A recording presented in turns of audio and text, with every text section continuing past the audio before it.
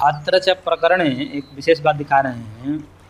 अत्र च प्रकरणे काल देश कर्मादीनां निमित्तत्व सामान्यं नापलप्यते श्रुति स्मृति युक्ति भी सिद्धत्वात्। यहाँ पर कह रहे हैं कि इस प्रकरण में काल देश कर्म आदि का जो सामान्य निमित्तत्व है कि सामान्य रूप से किसी काल में बंधन होता है, किसी काल में बंधन होता है, किसी देश में बंधन होता है, किसी कर्म से सामान्य रूप से बंधन होता है, उसका निषेध नहीं किया जा रहा है। समान रूप से बंधन होता है ना किसी काल में, जैसे बचपन में खिलौनों से बंधन होता है, खिलौना इत्यादि कुछ बंधन होते हैं। जवानी में कुछ और धन आदि से बंधन होता है, बुढ़ापे में कुछ और से बंधन होता है, पुत्र पौत्र इत्यादि से घर परिवार से बंधन होता है। तो अगर उस बंधत्व का निराकरण यहाँ पर नहीं किया, सामान्य रूप से जो बंधन है वो तो बंधन है, लेकिन यहाँ पर उसको ही मुख्य रूप से बंधन का कारण बता देना। सामान्य रूप से तो बंधन का कारण होता है, तभी तो लोग में कहते हैं कि इसने मेरे को बांध रखा है, तो उसका निराकरण नहीं है, क्योंकि वो तो श्रुति स्मृतियों के द्वारा सामान्य रूप से काल आदि का हेतुता बंधत्व के रूप में है सामान्य रूप से। लेकिन यहाँ पर मुख्य रूप में चर्चा हो रही है ना कि मुख्य रूप से क्या काल बंधन का कारण है, तो नहीं, क्योंकि काल बंधन का कारण होता तो समस्त आत्माओं के साथ काल का संबंध होने से कोई मुक्त ही नहीं हो पाता, मुक्त भी बंधन में आ जाते। किंतु यन्नैमित्तिकत्वं पाकज रूपादिवन् निमित्तजन्यत्वं तदेव बंधे प्रतिषिध्यते पुरुषे बंधस्य औपाधिकत्व अभ्युपगमात्। करे किंतु यन्नैमित्तिकत्वं पाकज रूपादिवत्, जिसके निमित्त से पाक रूप के समान, पाक रूपादि होते हैं ना, पृथ्वी में पाकज रूप होते हैं, अग्नि के संयोग से रूप बदल जाते हैं। तो वहाँ पर कहा जाता है कि ये जो जैसे घट पहले क्या था, श्याम वर्ण का था, पका दिया तो रक्त वर्ण का हो गया। तो अब जो ये रूप बदला है, इस किसके निमित्त से हुआ है? अग्नि के निमित्त से हुआ है, पाकजन्य है। पाक किसका धर्म है? अग्नि का धर्म है। तो इसलिए अग्नि रूपी निमित्त से ये क्या हो गया है? बदल गया है। तो इसको बोलते हैं नैमित्तिक परिवर्तन है। नैमित्तिक परिवर्तन में क्या होता है कि निमित्त के हट जाने पर भी वो सदा बना रहता है। यदि अग्नि निवृत्त भी हो जाए तो एक बार जो रूप बदल गया वो रूप परमानेंट रहेगा। एक बार घड़ा लाल हो गया तो वो लाल ही रहेगा, चाहे अग्नि को हटा भी दे, अग्नि से निकाल भी दे तो भी। ऐसे ही यदि हम काल रूपी निमित्त से आत्मा में बंधन स्वीकार करें, तो यदि वो हम आत्मा मान लीजिए कालातीत चला गया, काल से परे हो गया, तो भी क्या होगा? दुख तो वैसा ही बनेगा, बना रहेगा। क्यों? क्योंकि जैसे अग्नि के हटने के बाद भी रूप तो वैसा ही बना का बना रहता है। ऐसे ही काल एक बार निमित्त हुआ, एक बार संबंध बनाया आत्मा के साथ और उसमें दुख को उत्पन्न कर दिया और निवृत्त हो गया काल मान लीजिए, और जीव कालातीत हो गया, तो भी तो दुख रहेगा।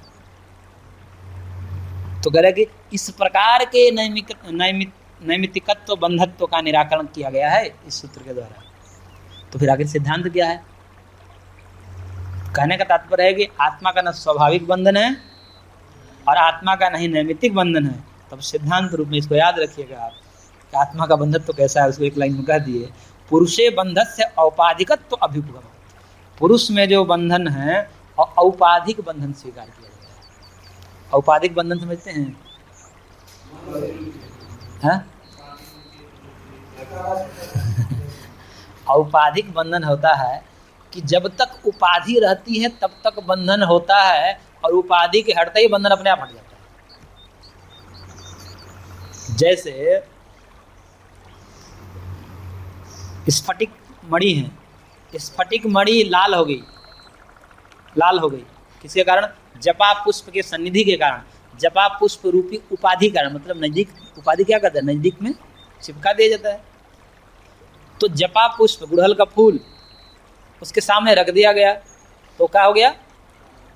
वो कब तक लाल रहेगा? जब तक पुष्प रहेगा।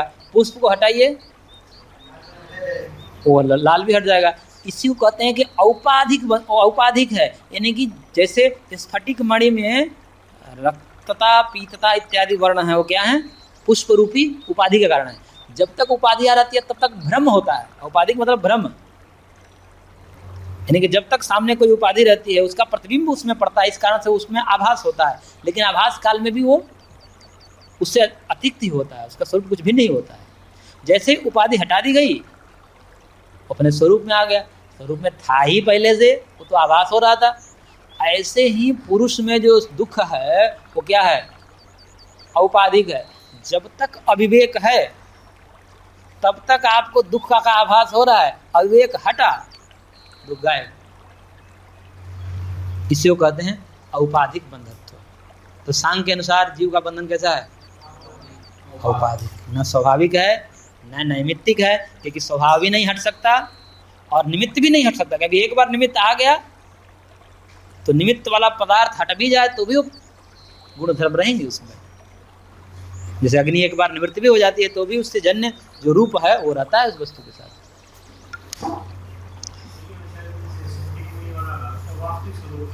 स्वच्छ है, निर्मल है, पारदर्शी है, ये उसका स्वरूप है। वास्तविक स्वरूप है ना उसका, निर्मल, स्वच्छ, पारदर्शी, ये उसका स्वरूप है। ऐसे ही आत्मा का भी स्वरूप है।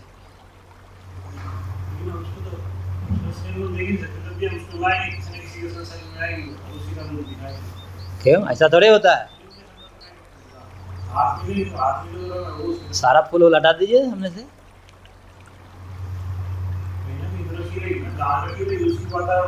ऐसा थोड़ी होता है, फिर तो उसका वास्तविक स्वरूप ही कोई नहीं देख पाएगा। ऐसे जगह पे ले जाइए जहाँ पर कोई रूप रंग आदि दूर हो उससे। नजदीक में आता है तब होता है, ऐसा नहीं तो दूर से 1 किलोमीटर तक खींच लेगा वो, ऐसा थोड़ी है।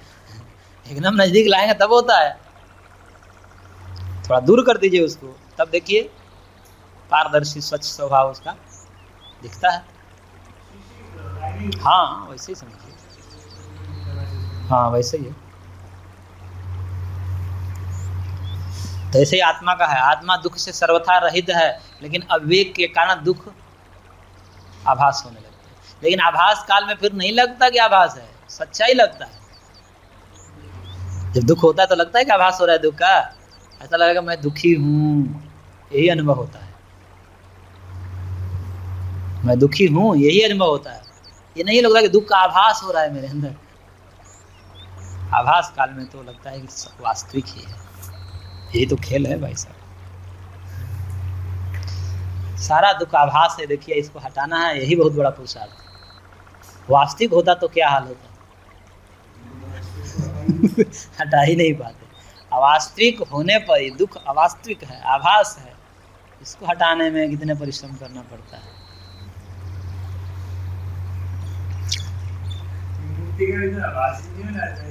मुक्ति स्वरूप है हमारा, आभास नहीं है।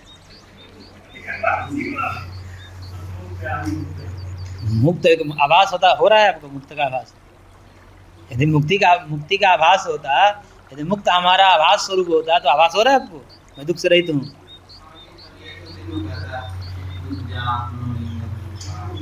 वो छोड़ दीजिए, दूर छोड़ दीजिए, तो पहले ही कहा जा चुका है।